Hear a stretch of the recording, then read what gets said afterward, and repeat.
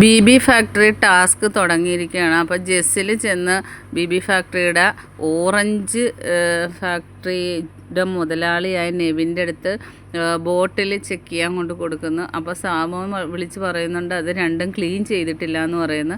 അപ്പോൾ ഒന്നിനകത്ത് അഴുക്കിരിപ്പുണ്ട്.